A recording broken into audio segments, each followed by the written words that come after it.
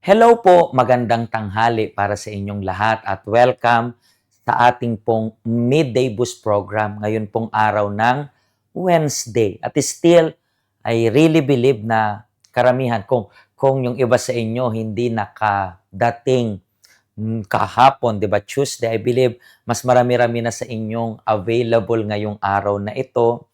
'Di naman okay lang naman din maglinis, 'di ba? Pero buong lakas sa Biyernes pagtapos na ang lahat, kapag tapos na yung mga bisita. But still, just reminding you lang po, nasa faith pa rin tayo nitong Chinese New Year special, mga schedule natin ngayong holiday na ito. And ngayon pong Wednesday, katatapos lang rin ng ating meeting. And then afternoon, may activities pa tayo. Pero meron pang isang araw. Tomorrow, siguro po, you didn't have a chance na makapunta nung Tuesday, you didn't have a chance na makapunta nung Wednesday, and you didn't have a chance siguro na makapunta nung Sunday pa nga. So, samantalahin mo po bukas. So, bukas meron tayong isang meeting rin. 10 a.m. para naman sa prayer para sa family, love life, but especially sa spiritual pa rin natin na buhay. So, meron tayong magiging special seminar para sa love life nyo rin. So, magdala po kayo ng picture ng family ninyo para at least during our prayer, makonect natin sila sa Panginoon. And Wednesday, I believe, mapofocus nyo lang akong panoorin. Siguro nakafocus na nga kayo gabi na or hapon. Pauwi na kayo siguro, nasa bus po kayo. And then, kung hindi nyo po alam, and then ngayon nyo lang po na panood yung program natin. As you know, pinag-uusapan natin yung 5 paraan ng pakikipag-usap ng Diyos sa atin. So, merong different way kung paano tayo kausapin ng Diyos. And just reminding nyo lang rin po, kung hindi nyo pa po napanood, kasi ngayon po yung part 3. Kung hindi nyo pa po napanood yung part 1, kung hindi nyo pa po napanood yung part 2, punta lang po kayo sa ating YouTube channel. Sa YouTube channel po natin, punta kayo doon sa may part ng playlists. And then doon sa playlist, meron pong playlist doon. Lahat ng program, even yung program ni Bishop, yung Voice of Faith, yung Problems and Solution ni Pastor Gilbert, nandyan po yan lahat sa ating YouTube channel. And then, punta kayo sa playlist, nandyan lahat. Naka-organize yan, so pwede nyo kaming balik-balikan if ever meron na kayong available time para hindi na kayo mahirapan kung kailan ninyo kami mapapanood, nandun lang po, i-click nyo lang. Okay? Maganda po na mapanood nyo yung part 1 and part 2. And then, reminding nyo lang po, kakausapin lang tayo ng Diyos kapag tayo ay synchronized sa Kanya, connected sa Kanya. Pag sensitive yung isip natin, kasi kakausapin tayo ng Diyos, so dapat sensitive yung isipan natin, sensitive yung pandinig natin upang mapakinggan natin siya. Pinag-usapan natin yung part 1, yung obvious na pwede tayong kausapin ng Diyos. Sa paanong paraan yon? Yung Bible, yung salita ng Diyos. Sa Biblia, tuwing nagbabasa ka ng salita ng Diyos, hinahayaan mong kausapin ka ng Diyos sa pamamagitan ng salita ng Diyos. Yun na nga, di ba? Biblia is salita ng Diyos. So, paano kanya kakausapin? Salita ng Diyos. Kahapon na pag-usapan natin na pwede tayong kausapin ng Diyos sa pamamagitan ng tao. Like for example, ngayon sa program na ito, maaaring kinakausap ka ng Diyos sa program na ito. So, may natututo ka. Napag-usapan natin kahapon na kahit kaninong tao, bad man, good man na tao, friend nyo man, may sama man sila ng loob sa inyo, pero dapat hindi tayo may sama ng loob sa kanila. Pero kahit sino pa man, kaya nating matuto. Katulad ng sinabi ko kahapon sa inyo, natututo kayo sa akin, pero natututo rin ako sa inyo kasi kapwa na tao, tayo lang rin yung matuto. Sinabi ko rin po sa inyo na dapat matuto tayo sa pagkakamali ng iba. That's why, panoorin nyo po para alam niyo buong explanation nito, yung part 2 natin yesterday. Ngayon, paano tayo naman kakausapin ng Diyos? Ano yung pangatlong way kung paano tayo kinakausap ng Diyos? Ito yung pangatlong way, yung circumstances. Ibig sabihin, yung mga nangyayari sa buhay natin. Merong isang tagpo sa Bible na sila Paul sa New Testament. Mababasa nyo yan po palagi. Na usually kapag may plano si Paul na pumunta para ipakalat yung magandang balita. Tingnan niyo po ha, yung intention maganda. Ipapakalat yung salita ng Diyos. Siyempre, before wala pa namang airplane. So madalas ang ginagamit nilang sasakyan is yung barko, bangka, mga ganon. And may mga pagkakataon po na yung Diyos talagang nagdadala ng bagyo para hindi sila umabot sa isla na yun. Isa to sa example. So tingnan niyo po yung verse dito sa libro po ng Gawa, chapter 16, verse 6 to 10. Pumunta sina Pablo sa mga lugar na sakop ng Phrygia at Galatia dahil hindi sila pinahintulutan ng banal na espiritu na mangaral ng salita ng Diyos sa lalawigan ng Asya.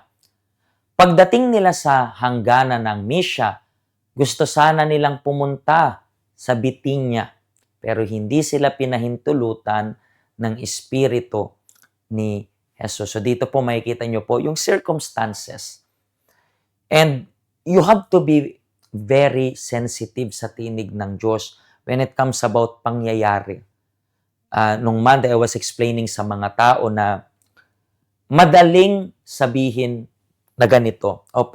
Pastor, meron, halimbawa dito sa Hong Kong, alam nyo po na dito sa Hong Kong, maraming lumilipat ng bansa para bang stepping stone. Alam nyo na po yun. Kayo nasa Hong Kong, alam nyo na kung anong madalas na nangyayari dito. Ginagawa nilang stepping stone yung Hong Kong, tapos pupunta na sila sa Canada and everywhere. Walang problema.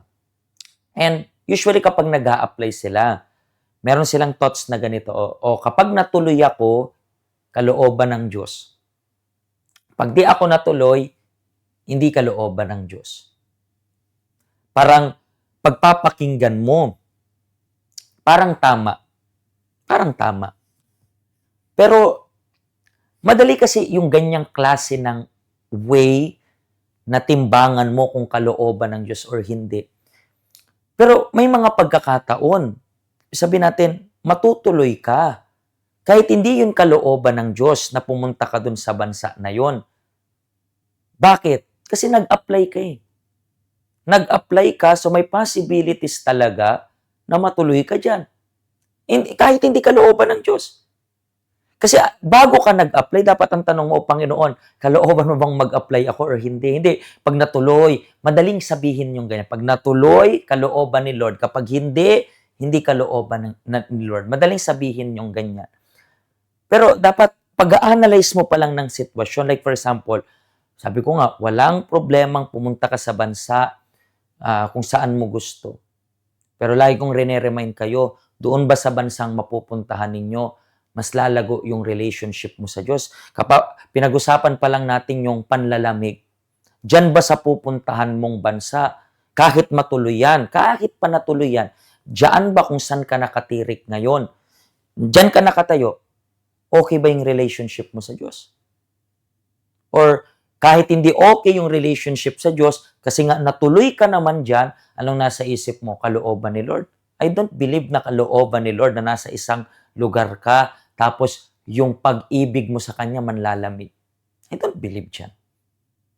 Mga kaibigan, sa lahat ng nangyayari sa buhay natin, pwede tayong kausapin ng Diyos. Sa masaya, kakausapin ka ng Diyos. Kakausapin ka in a way na, di ba, how many times yung iba sa inyo nagte-testify pa nga. Then, nasasabi nyo, salamat sa Diyos. So, ibig sabihin, sa magandang sitwasyon, nakakausap ka rin ng Diyos. Sa mga pangit na sitwasyon na pinagdadaanan mo, nakakausap ka rin ng Diyos. Sa mga sakit na pinagdaanan mo sa loob mo, kinakausap ka rin ng Diyos. Karamihan sa inyo, lumapit kayo sa Diyos. Bakit? Kasi merong hindi maganda na nangyari sa inyo.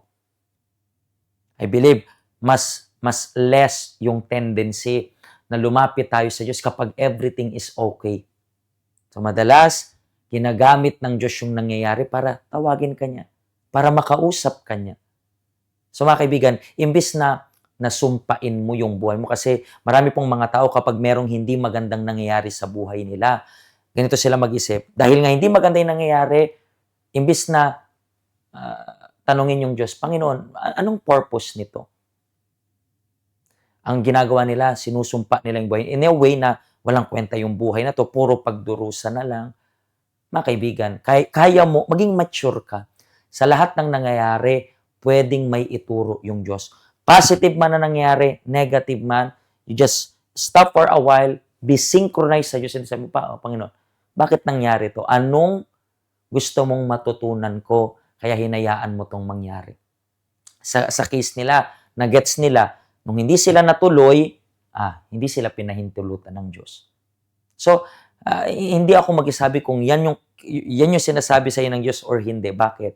Pagdating sa mga pangyayari sa buhay natin, tayo ay kinakausap ng Diyos individually. Naunawahan niyo po ba? Kung natulungan po kayo ng program na ito, please i-share niyo po yung program na ito para sa lahat. Ito po yung address ng help center natin dito sa Hong Kong. Nandyan po yung ating schedule. Nandyan po yung ating, pag weekend, nandyan po yung ating address and then yung QR code na rin. And bukas po, we are going to talk about yung family ninyo sa church. So magdala po kayo ng picture ng family ninyo para sa ginagawa nating Chinese New Year. This is gonna be the last day ng Chinese New Year na special schedule natin dito sa help center natin. Mga kaibigan, magkita-kita po tayo bukas, okay? Pagpalain po kayo ng Diyos, mag-ingat po kayo.